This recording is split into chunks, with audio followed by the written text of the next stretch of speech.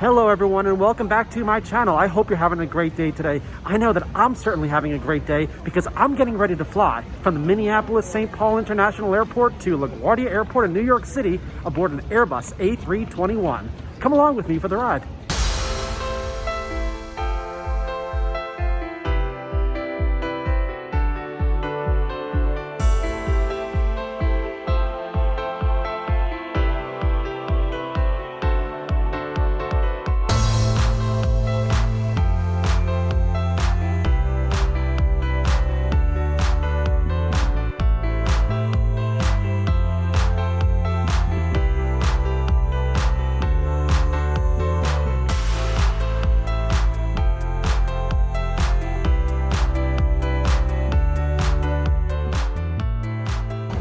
Today, my flight will be operating out of gate C5, and I'm working my way over there now. I'll be sitting in row 4 towards the front of the aircraft today. If you watch my videos, you know that I strategically choose seats on aircraft. I took a look at the weather today, and it looks like the wind is going to be coming out of the southeast, which means that there's a high probability that we'll land on runway 22. And if you're sitting on the right-hand side of the aircraft, you're going to get some great views of New York City. So I was able to switch seats and move to the right side of the airplane.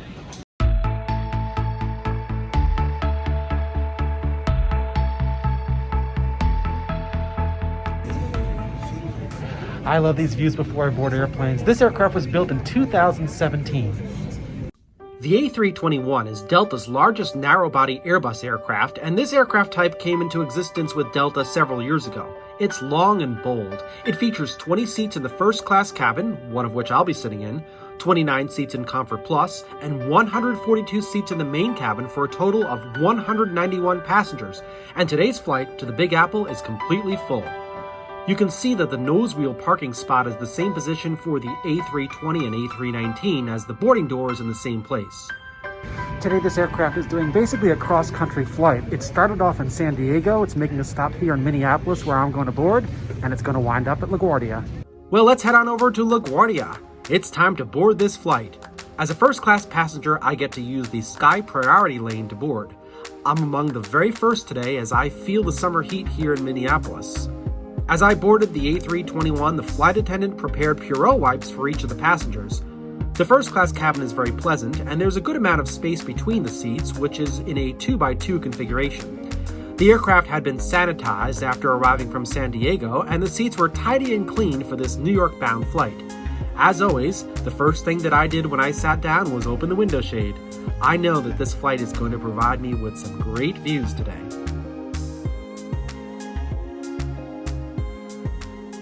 Below the wing, ground crews are loading bags into the forward cargo hold. All passengers will be able to retrieve them in New York or at their final destination if they're connecting at LaGuardia. There are a lot of bags on this flight today. This plane is very modern, and the overhead control units are designed for 3 seats, even though there are only 2 across in first class.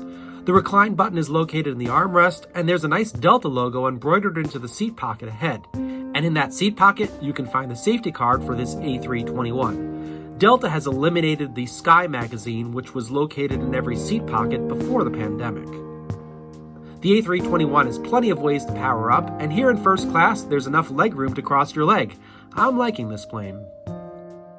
The alignment of the seats here in row 4 is excellent, which gives me 2 windows. Good morning and welcome aboard. As you each get settled, please place your larger bags in the overhead bins, close the handles first. Smaller items underneath the seats in front of you.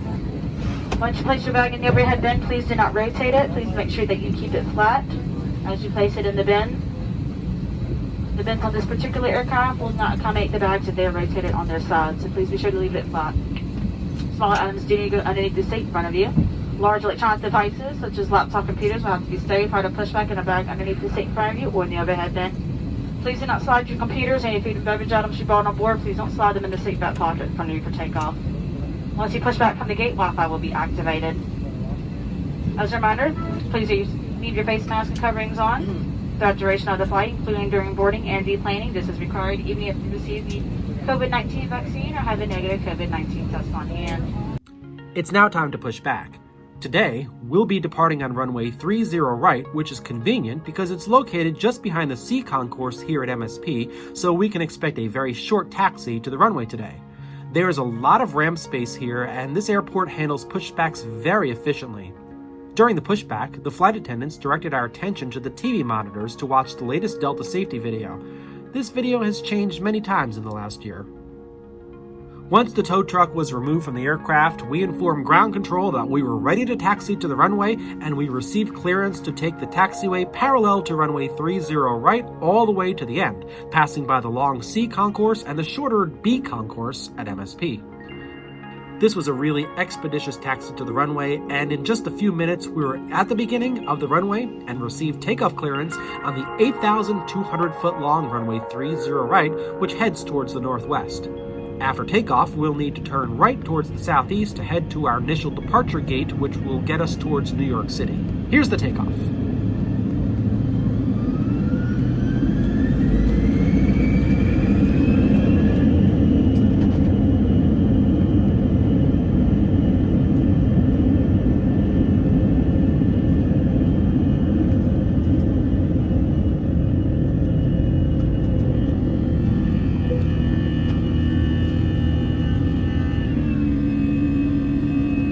Our climb out is primarily over residential areas today.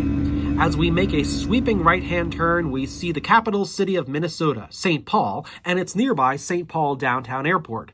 This is a general aviation airport with no airline service. All of the airline flights in this area occur from the airport I just departed from. We're only going to be in Minnesota for a few minutes, as our direction of flight takes us directly towards the neighboring state of Wisconsin, where we'll continue our climb to our cruising altitude. Today, our flight will pass through 2 countries, even though our origin and destination are both in the USA. After we pass by Michigan, there's a brief portion of this flight that will pass through Canadian airspace. Throughout much of today's flight, there was haze in the air due to fires out west, whose smoke was carried east by the wind, but I know that my view during landing in New York is going to be phenomenal at a lower altitude. We're going to be flying northbound on the Hudson River today in New York, and I've got a link to the full landing below, but I'll show you clips of this in this video. After reaching our cruising altitude over the state of Wisconsin, flight attendants came by with the pandemic-style first-class food offerings. I chose the market box this time, and for a drink, I just had a bottle of water. I'll have some water, please. Do you want another bottle of water? Bottle of water's fine, yeah. This meal has become part of my regular diet, as I have taken many first-class flights during the pandemic. I've got a nice taste test video on my channel if you want to see what the contents of the box taste like. And while you're browsing my channel, I invite you to subscribe and hit the bell button to be alerted to when I post my next detailed aviation video. I took a quick trip to the first-class lavatory, which is located at the very front of the aircraft near the boarding door. This space is of ample size and contains all the basic needs that a lavatory should have. It also includes hand lotion. We've just passed through Canadian airspace and are approaching Pennsylvania. We're about to join a standard terminal arrival procedure called the Milton 4 arrival. The Air Route Traffic Control Center is monitoring us as we prepare to join this arrival route, which will take us over Pennsylvania and New Jersey to a point in New Jersey just south of New York City, where we'll turn to the left and head up north towards the 5 boroughs. Today, we'll be landing on runway 22, and in order to get there, we'll have to fly northbound on the Hudson River, then make a right turn back around to the runway to the southwest. We're going to stay west of LaGuardia today because the airspace to the east is being used for departures. In any case, in my opinion, this is the greatest approach in the world. This warrants an entire video in itself, so below you'll find that link I have to a separate video which I made documenting this approach in extreme detail. In that video, I'll talk about why the approach is offered and how it's possible to get amazing views of Manhattan from an airline seat, so click on the link below to see the full approach with a highly detailed explanation of the approach from an air traffic perspective.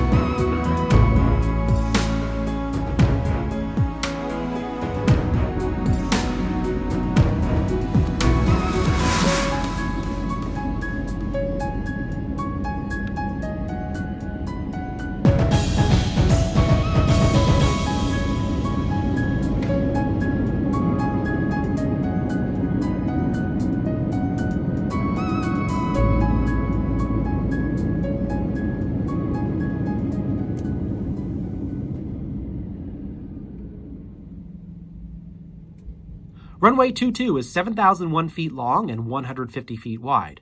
At the end of the runway is the Grand Central Parkway and the rest of Queens. We officially entered the borough of Queens just before touchdown. We're going to clear the runway to the left and taxi via taxiways Bravo, Echo, and Alpha to get to Terminal C. On our way there, we pass by the old American Airlines hangars. We can see the new LaGuardia control tower and the white base of the old iconic tower, which has been demolished.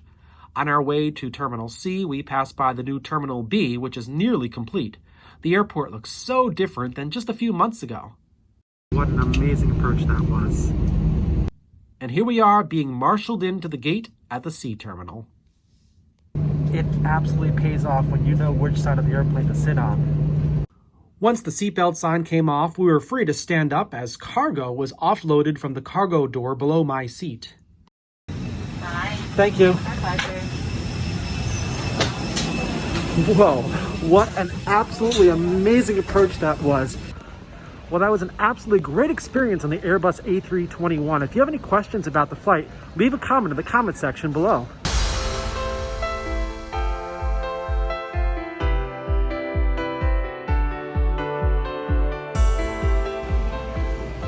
Well, I'm at LaGuardia Airport. My flight arrived at the C terminal, which is actually undergoing a major reconstruction project. As a matter of fact, the hall that I'm walking right now is going to be disappearing pretty soon as a new concourse is going to be built in its place.